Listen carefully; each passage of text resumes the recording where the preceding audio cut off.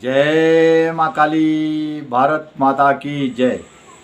भारतवासियों, मोदी जी की दूरदृष्टि और योगी जी का भविष्य को लेके भारत के सनातनियों को दिया हुआ संदेश। आज की बात इन दो बातों पर। चलिए अब आते हैं जो इजिप्ट में मोदी जी नहीं गए, जो गाजा का हल निकल रहा था। तो ये मोदी जी की दूरदृष्टि है या मोदी जी की टीम की है? अगर किसी ने सलाह दी मोदी जी को तो भी बेमिसाल है। अगर मोदी जी अपनी मर्जी से नहीं गए तो भी शिव शक्ति का आशीर्वाद है। तो आप मोदी जी के तो कायल है ही, मैं तो बिल्कुल हूँ। मैं तो भक्तों का भी भक्त हूँ मोदी जी का। मैं सोचता हूँ कि मोदी जी हमारे भारत के लिए एक शिव शक्ति का आशीर्वाद है, जो हमारी शिव शक्ति ने उनके सिर पर अपने आशीर्वाद का बेपनाह स्नेह बरसाया हुआ है।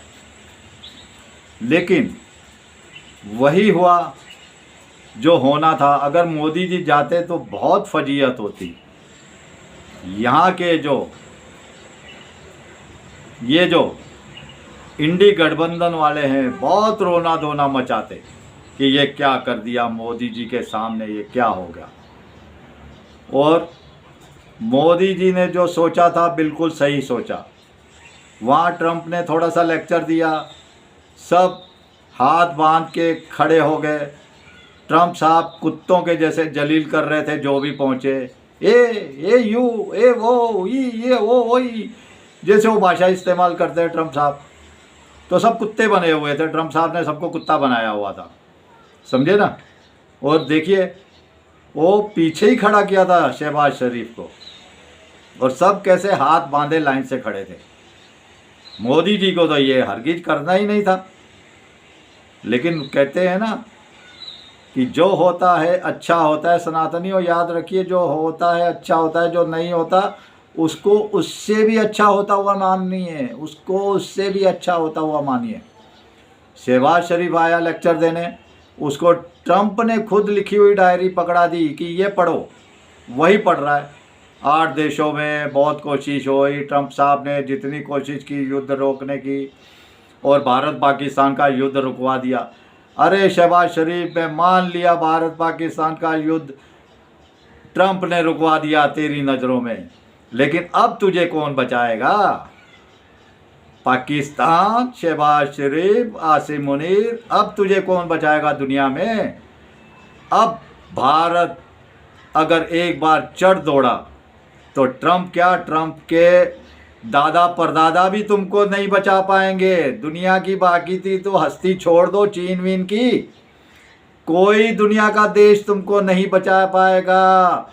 भारत के हाथों से, मोदी जी के हाथों से, और हमारे सूरमा वीर जवान हमारी सेनाओं के हाथों से कोई नहीं बचाएगा पाएगा पाकिस्तान। खुश हो ले। और दूसरी बात, पड़ा हुआ जितना है बोलना बोल ले, जितना खुश होना है हो ले। तेरा पाकिस्तान नामो निशान मिटने वाला है, तू ज़्यादा देर नहीं। अब मैं भारतवासियों आपको बताता हूँ।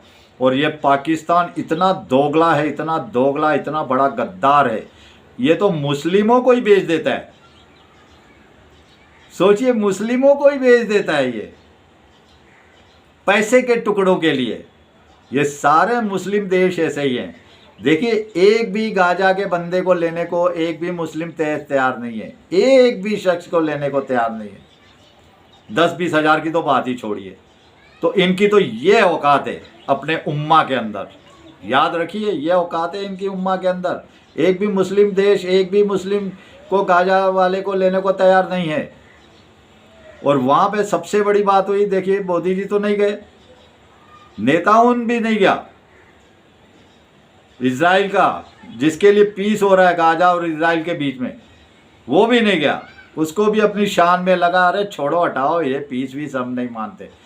अब वहाँ पे फैसले हो रहे हैं, जिस देश के साथ मतलब समझौता करना है वो देश ही शामिल नहीं है, उसके मुखिया ही शामिल नहीं है। मैं तो इससे बहुत खुश हूँ।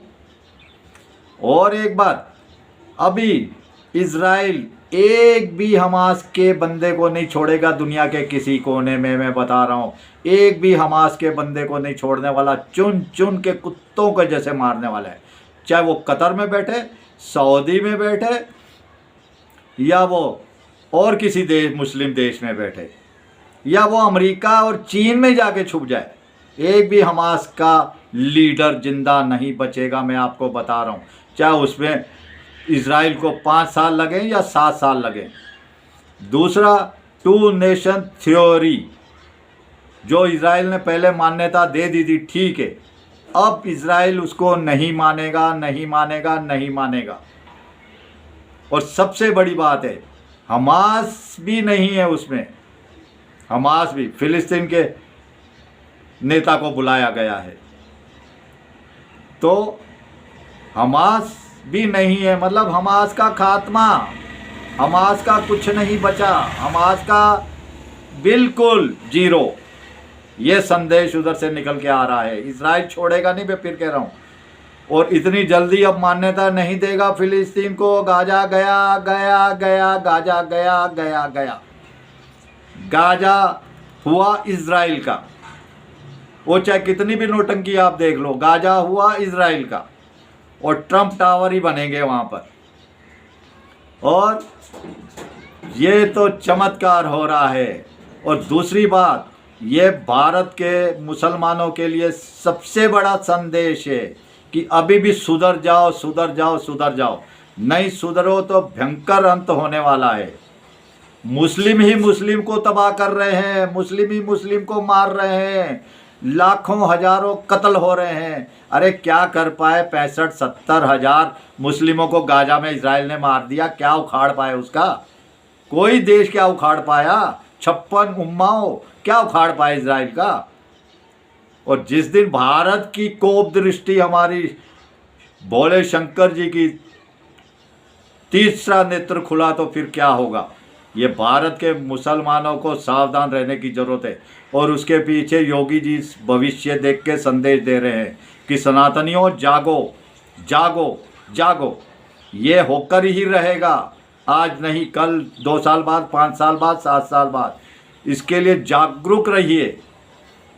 ये अब इस दूर नहीं है, क्योंकि ये इनका जो है ना नौटंकी यहाँ के, वो भारत को देश ही नहीं मानते। इनका जाहिर रहेगा, हमारे जो भी दुर्गा पूजा हो, गणपति पूजा हो, जो भी पूजा हो, उस पर पत्थर बरसाने इनके चालू रहेंगे। योगी जी ने देखो, एक डंडे से इनको, एक डंडे से सीधा, मैं बोला हूँ, ये लोग डरपोक होते हैं, कायर होते हैं। ये भीड़ में, झुंड में हमला करते हैं, नहीं तो इनकी औकात नहीं, सिर्फ झुंड में हमला करते हैं। एक सनातनियों तो अकेला भिड़ जाता है। सनातनियों याद रखिए, एक डंडे से योगी जी ने इनको पूरे यूपी में, और ये जो तोकीर रजा है ना, तोकीर रजा अभी जेल में बंद है, बहुत बुरा हाल होने वाला है। ऐसे सारे तोकीर रजाओं का जितने भारत में है, आप देखते जाइए मेरी बात।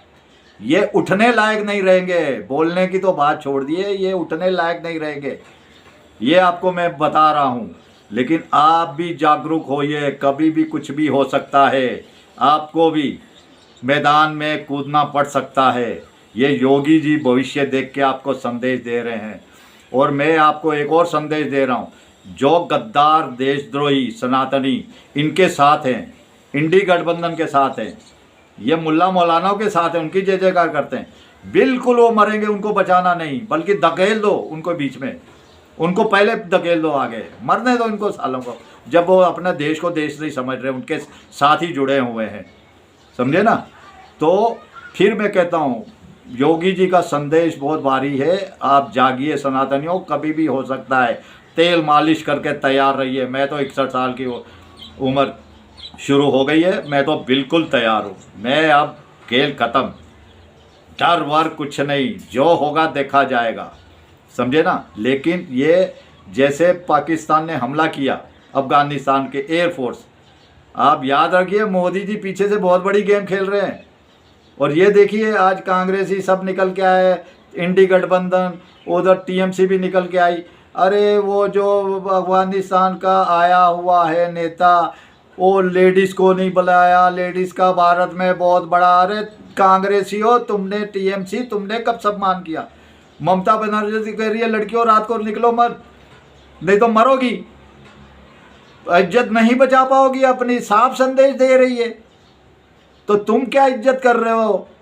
और वो तो कितना भलमानस है वो तालिबान, उसने कह दिया वो तो जल्दबाजी में हमने बुलाया था गिने चुने। भाई जैसे तो हमने अब बुला लिया, उन्होंने सब लेडीज़ पत्रकारों को भी बुला लिया। तो ये बहुत बड़ा तमाचा अफगानिस्तान जो तालिबान के आए हुए हैं विदेश मंत्री, उन्होंने ही मार दिया कांग्रेस के मुंह पे, टीएमसी के मुंह पे, इंडी गठबंधन के। ये भारतवासियों जय जयकार है, जय जयकार है, शिव शक्ति का आशीर्वाद है। याद रखिए, सोचिए, जागरूकता फैलाइए, अपने बच्चों तक ये बात पहुंचाइए। चलिए, भारत माता की जय। जय श्री राम, जय श्री हनुमान, वंदे मातरम, जय हिंद।